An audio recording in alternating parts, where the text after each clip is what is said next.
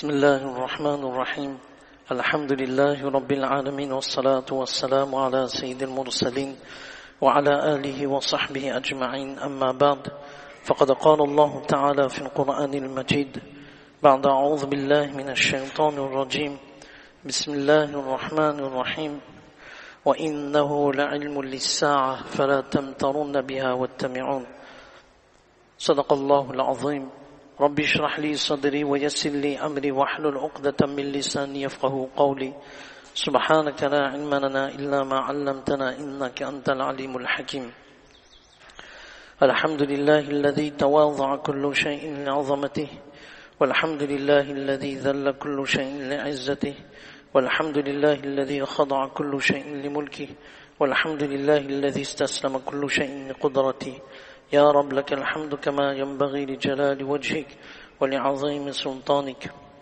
اللهم صل على محمد وعلى آل محمد بعدد كل ذرة ألف ألف ألف مرة اللهم صل على محمد أفضل صلواتك جزى الله عنا محمدا صلى الله عليه وسلم بما وأهله لا إله إلا أنت سبحانك إني كنت من الظالمين رب ارحمهما كما ربياني صغيرا اللهم اغفر لهما وادخلهم الجنة الفردوس بغير حساب ولا سابق عذاب وإني أعوذ بالله أن أكون في نفسي عظيما وعند الله صغيرا. Toutes les louanges appartiennent à Allah subhanahu wa ta'ala, le tout clément, le très miséricordieux, celui qui nous a permis de venir à la masjid en toute sécurité, celui qui nous a accordé le iman, ce kalima la ilaha illallah, Muhammadur Rasulullah sallallahu alayhi wa sallam, le maître de l'univers, celui qui veille sur nous, celui qui nous accorde la nourriture, celui qui nous accorde à boire, celui qui nous permet de respirer, celui qui nous permet de bouger, celui qui nous permet de voir, d'entendre. Subhanallah, notre Allah est celui qui nous a accordé tous ces bienfaits. Le rappel des bienfaits d'Allah subhanahu wa ta'ala nous permet de gagner en proximité et nous permet d'obtenir encore plus les bienfaits de la part d'Allah subhanahu wa ta'ala. Sans cesse parler de la grandeur d'Allah subhanahu wa ta'ala permet d'apaiser et permet de tranquilliser notre intérieur. Celui qui contrôle tout, celui qui gère tout, celui qui a le pouvoir sur toute chose, c'est uniquement Allah ta'ala. Le seul qui a pouvoir sur toute chose, c'est uniquement Allah subhanahu wa ta'ala. Le maître de l'univers, celui qui nourrit toutes les créatures, celui qui veille sur toutes ces créatures et celui qui sait dans toute sa sagesse ce qu'il y a de ce qui se passe à travers le monde. Allah subhanahu wa ta'ala seul, dans sa sagesse infinie, Allah subhanahu wa ta'ala seul sait. Et Allah subhanahu wa ta'ala, il nous a permis justement de pouvoir venir dans sa masjid, de pouvoir venir en toute tranquillité, en toute sécurité, en toute tranquillité. Alhamdulillahi alladhi bi ni'matihi tatimmu as-salihat. Alhamdulillahi ala sabiri ni'amillah. Et ce jour de Jum'a, c'est le meilleur jour de la semaine. Allah subhanahu wa ta'ala qui a déclaré à travers l'enseignement de Rasulullah sallallahu alayhi wa sallam ce jour béni, ce jour qui est supérieur aux deux Eid. Rasulullah sallallahu alayhi wa sallam a dit en ce sens que le Jum'a le vendredi est supérieur et meilleur que Eid al-Fitr et Eid al-Adha. Donc ce qui nous montre que chaque semaine Allah subhanahu wa ta'ala nous donne cette occasion encore plus de pouvoir gagner en proximité et en récompense de la part d'Allah subhanahu wa ta'ala. Jum'a, nous savons tous qu'il faut prendre un bain. C'est une sunna de Rasulullah sallallahu alayhi wa sallam de se parfumer et bien sûr les autres sunnas qui sont relatifs, affiliés au jour de Jum'a et ensuite envoyer en abondance les prières et les salutations sur Rasulullah sallallahu alayhi wa sallam. Nous savons tous le hadith, un des hadiths, Allahumma salli ala abdika wa nabiyyika wa rasulika an-nabiyyil ummi.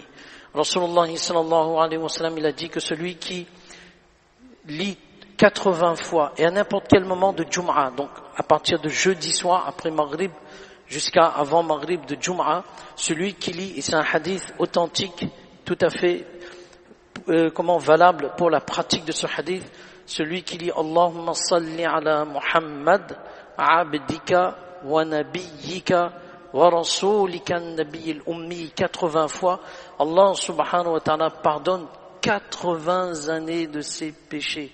Subhanallah. Comment Allah subhanahu wa ta'ala il est bon. Des simples actions, de toutes simples actions.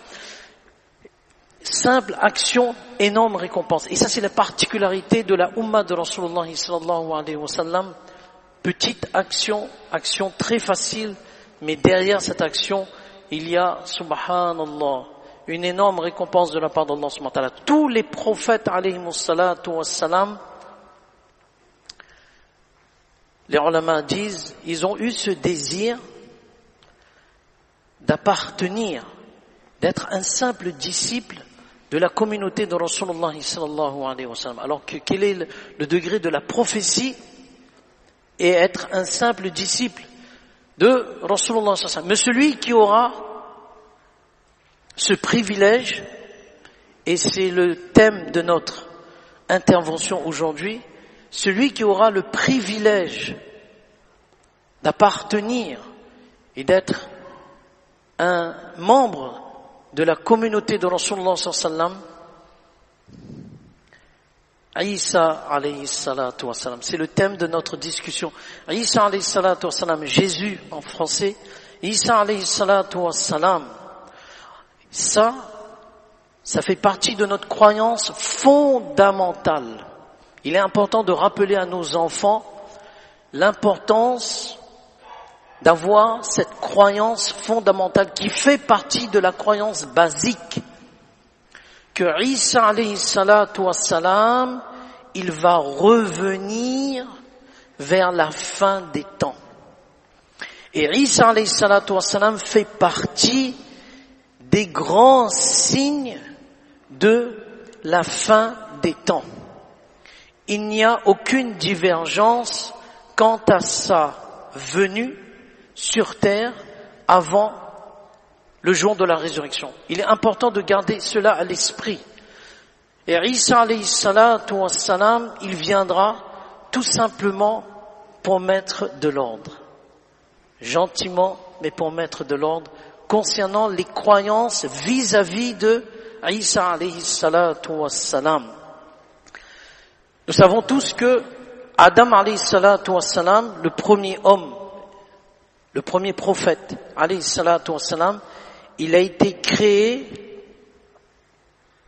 de l'argile, sans père ni mère. Tout comme la création de Adam alayhi salatu wassalam, elle sort de l'ordinaire, la création de ce monde aussi est une création extraordinaire d'Allah subhanahu wa ta'ala.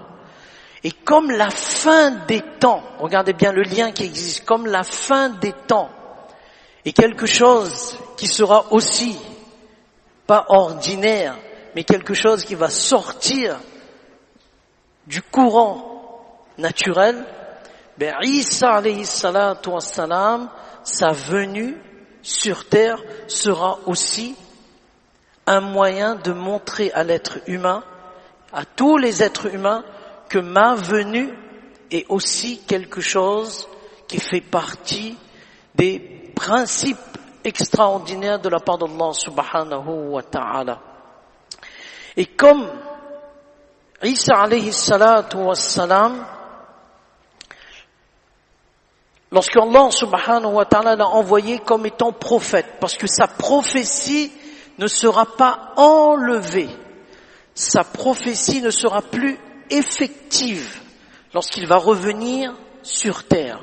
Mais lorsqu'il était avec son peuple, les Banu Israël, les fils d'Israël, Allah subhanahu wa ta'ala lui a donné cette capacité, cette permission de prendre l'argile. Alors regardez bien, lorsqu'il était avec son peuple, sa venue était une venue pour montrer que des choses extraordinaires dans la création par ordre d'Allah.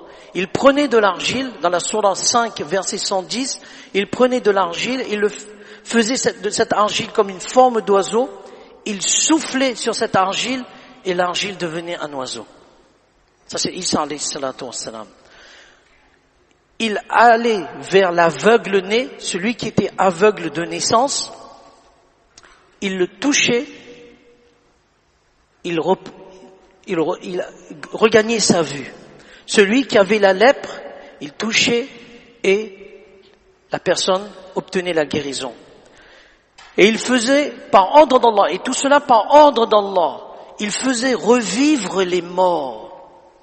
Subhanallah. Donc, comme sa venue pour le peuple de Banu Israël était une venue de renaissance, mais lorsqu'il va revenir, ce sera pas une venue de renaissance, mais une venue de destruction. Comme il avait la capacité de par la permission d'Allah subhanahu wa ta'ala de donner vie, lorsqu'il va revenir, il va détruire. Mais il va détruire qui? La plus grande épreuve, la plus dure des épreuves, c'est l'apparition de Dajjal. Il va détruire Dajjal.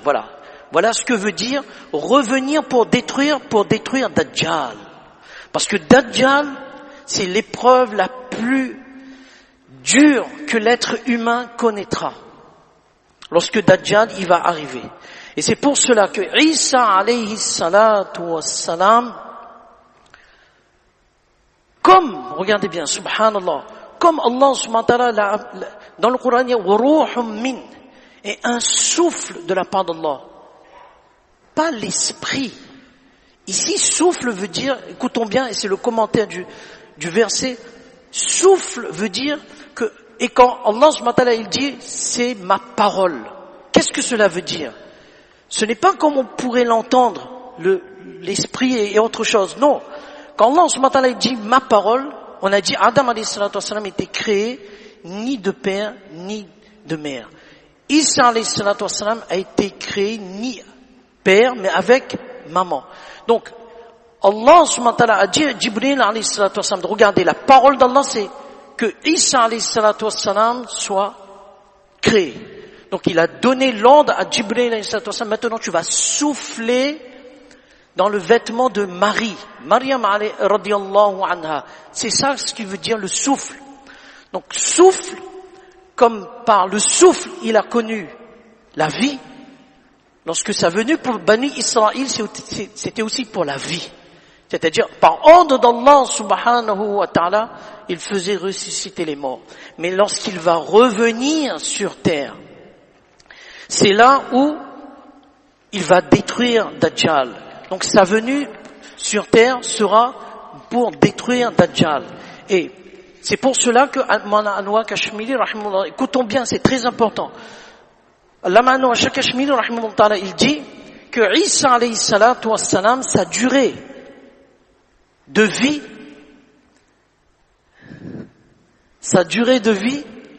120 ans.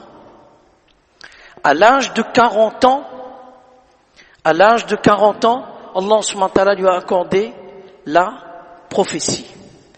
À l'âge de 80 ans, Allah subhanahu wa ta'ala l'a élevé au ciel.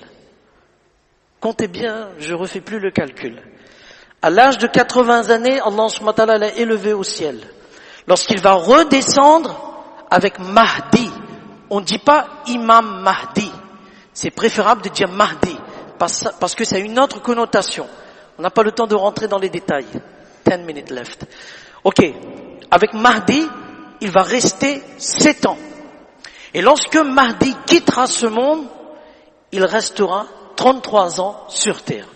Le total, ça fait 120 ans. Alors maintenant, comment Isa alayhi salatu wassalam, il a été élevé au ciel? Et ça, c'est important. C'est pour cela, Allah subhanahu wa ta'ala, il dit, wa innahu la'ilmun lis-sa'a. Wa innahu la'ilmun lis-sa'a. Il sera un signe au sujet de l'heure. Parce que personne, wa ma qataluhu, wa ma salabuhu, walakin shubbiha lahum.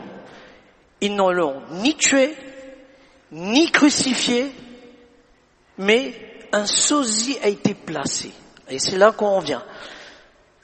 Lorsque Isa alayhi salatu wassalam, Allah subhanahu wa ta'ala, lorsque Allah subhanahu wa ta'ala a voulu élever Isa alayhi salatu wassalam, avant son élévation, on a voulu le tuer.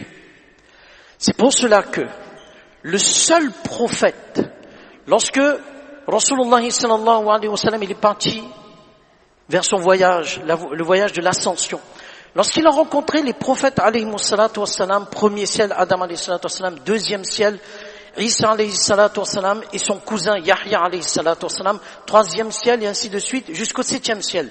Le seul prophète qu'il a rencontré corps et âme, c'était Isa alayhi salatu wassalam. Question, mais les autres prophètes alayhi salatu wassalam, ils sont de leur tombe. Premier ciel Adam alayhi salatu wassalam, deuxième ciel Yahya alayhi salatu wassalam. Allah subhanahu wa ta'ala a donné une représentation de leur physique. Allah subhanahu wa ta'ala a fait une représentation de leur physique. Mais celui qu'il a rencontré, Rasul sallam, celui qu'il a rencontré, corps et âme, c'est Isa alayhi salatu wassalam, parce qu'il était élevé et il est là-bas. Et Allah seul sait comment il est nourri, comment il vit. Ça, c'est le pouvoir d'Allah subhanahu wa ta'ala. Maintenant, lorsque Isa alayhi salatu wassalam, il a reçu la révélation de la part d'Allah subhanahu wa ta'ala qu'ils sont là pour le tuer, qu'est-ce qui s'est passé? Isa alayhi salatu wassalam et Ibn Abbas radiyallahu anhuma, il raconte, lorsqu'Allah, et c'est une chaîne de narration authentique, lorsque Allah subhanahu wa ta'ala a voulu élever Isa alayhi salatu wassalam au ciel, celui-ci sorti d'une source se trouvant dans une maison et il avait pris un bain. C'est important, il avait pris un bain. Et il est parti rencontrer ses 12 disciples. Et il s'est dirigé vers eux alors que des gouttes perlaient de sa tête. Ce détail, il est important. Alors que des gouttes d'eau perlaient de sa tête parce qu'il venait de prendre son bain. Et il leur dit, certains d'entre vous me renieront 12 fois après avoir cru en moi. Puis, Isa alayhi salatu wassalam leur demanda, qui parmi vous veut prendre mon apparence et se faire tuer à ma place pour être au même niveau que moi au paradis? L'un des plus jeunes disciples se leva en disant, moi. Et Isa alayhi salatu wassalam, il dit, ordonna de s'asseoir. Non, t'es trop jeune. Isa alayhi salatu wassalam répéta la même question. Et le jeune homme, chaque fois, il se disait, moi. Alors là-dessus, Isa alayhi salatu wassalam dit, ok, ce sera toi. L'apparence de Jésus fut donnée à ce jeune homme. Et c'est lui qui a été crucifié. Et lorsque Isa alayhi salatu wassalam, il va revenir sur terre, qu'est-ce qu'on a dit? Les gouttes perlaient. C'est comme si le temps s'était arrêté, et lorsqu'il va redescendre, les mains sur les ailes des 2 anges, lorsqu'il baissera la tête, sur la tête ruissellera, les gouttes d'eau tomberont. C'est comme s'il venait là maintenant d'être élevé, et il va redescendre. Subhanallah. Ça, c'est la puissance d'Allah subhanahu wa ta'ala. Donc, ce qui veut dire que les gouttes vont perler à ce moment-là. Et il sera sur les ailes de 2 anges et il va descendre. C'est vraiment un résumé de ce qu'on donne, incha'Allah ta'ala. Et c'est pour cela que Rasulullah sallallahu alayhi wa sallam a dit, par celui qui tient mon âme, il reste très peu de temps pour que le fils de Marie, Isa alayhi salatu wassalam, ne descende au milieu de vous en tant que gouverneur équitable. En tant que gouverneur équitable. Une telle justice, que le lion cohabitera avec la brebis. Ce sont des hadiths authentiques, c'est pas des histoires du monde Narnia ou bien je sais pas quelle fiction, mais là c'est pas le monde Narnia là c'est vraiment subhanallah. Le lion cohabitera avec la brebis. Quelqu'un marchera sur un serpent venimeux. Il va dire excuse-moi, il dit non, pas de problème. Écrasons un petit peu plus. Non, pas comme ça, mais c'est-à-dire il n'y a pas de problème. Tellement ce sera une époque exceptionnelle. L'homme prendra une graine, mettra juste sur la roche et ça va pousser. Subhanallah. Les lingots d'or, si on jette un lingot d'or dehors, La suite, je vous laisse deviner. Lingot d'or à son époque, personne ne voudra. Il n'y aura plus personne à qui donner la zakat. Mais je donne la zakat à qui? Et prends ma zakat, non? Non, j'ai pas besoin. Je dois donner moi-même ma zakat. Ce sera éparpillé, là, comme ça. Si on met dans la masjid un lingot d'or devant le imam, subhanallah, ça, ce sera l'époque de Isa alayhi salatu wassalam. Tellement, il n'y aura plus de péché. Et c'est là où Allah subhanahu wa ta'ala, il dit, وَإِن مِّنْ أَهْلِ الْكِتَابِ إِلَّا لَيُؤْمِنَنَّ بِهِ قَبْلَ مَوْتِهِ. Il n'y aura personne parmi les gens du livre qui n'aura pas foi en lui avant sa mort. Avant le décès de Isa alayhi salatu wassalam, tous les gens du livre, sans exception, embrasseront l'islam.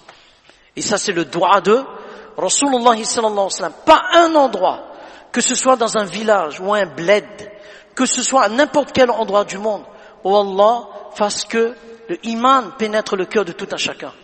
Tout le monde embrassera l'islam avant la venue, avant le décès de Rasulullah sallallahu alayhi wa sallam. Alors ça, c'est vraiment un résumé de tout ce qu'on doit avoir comme croyance. Et cette croyance principale et primordiale et basique que chacun d'entre nous doit avoir, c'est que Isa alayhi salatu wassalam, il va revenir sur terre. Et Isa alayhi salatu wassalam, il sera un disciple de la communauté de Rasulullah sallallahu alayhi wa sallam, c'est-à-dire que l'enseignement que Rasulullah sallallahu alayhi wa sallam nous a légué, il agira de la même façon. Sa prophétie n'est plus effective. Sa prophétie n'a pas été enlevée. Sa prophétie n'est plus effective, mais il sera un disciple.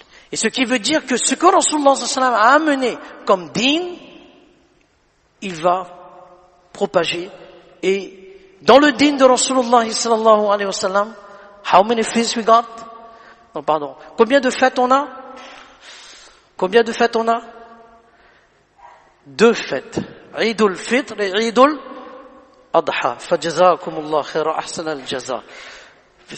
Bon, alors, donc, ce qui veut dire que Isa alayhi salatu wassalam, sa venue sera pour le monde entier une source de baraka. Donc Allah subhanahu wa ta'ala nous donne tous la compréhension d'avoir cette croyance ferme que Isa alayhi salatu wassalam, il va revenir et que toutes ces choses extraordinaires qui vont se réaliser, c'est à travers uniquement iman et les a'mal, les bonnes actions. Le matériel n'est qu'un moyen, ce n'est pas une finalité. Mais ce qui veut dire que notre vie à nous tous, même si certains ne pourront pas voir Isa alayhi salatu wassalam, mais le message de sa venue est un message qui date depuis Adam alayhi salatu wassalam, c'est que notre vie de tous les jours doit être en conformité avec ce qu'Allah subhanahu wa ta'ala nous a ordonné de faire. Et c'est ça notre réussite. Et la réussite de Isa alayhi salatu wassalam sera basée sur la même chose. Lorsque Gog et Magog vont sortir, même Isa alayhi salatu wassalam ne pourra pas faire. La seule chose que Isa alayhi salatu wassalam pourra détruire, c'est Dajjal, l'antéchrist. C'est tout. Il n'aura aucune autre capacité. Même Gog et Magog, ça c'est un autre débat, un autre sujet. Gog et Magog, c'est l'appellation d'un peuple. Ce n'est pas des lutins qui sont cachés dans les grottes ou bien on attend les lutins. Non. Ce sont des êtres humains comme vous et moi. Ce sont des êtres humains comme vous et moi. Le lac du Tibériade, toute cette figure géographique qu'on appelle le Quds, Jérusalem, etc., la Palestine, tout cela, ce sera un endroit capital et décisif pour le reste des événements qui vont se produire avant la fin des temps. Donc c'est très enrichissant pour nous-mêmes de comprendre comment tout se va dérouler. Il y a des livres en français qu'on peut faire lire à nos enfants pendant les vacances, de comprendre l'histoire. Ce n'est pas seulement une histoire, mais c'est une histoire à s'imprégner des leçons. Et qu'Allah subhanahu wa ta'ala fasse que, quelles que soient les personnes qui auront cette capacité de voir Isa alayhi salatu wassalam, qui vivront à cette époque-là, Allah subhanahu wa ta'ala garde toujours avec iman. Parce que Dajjal, c'est pas une mince affaire. Dajjal, c'est pire que les films de fiction.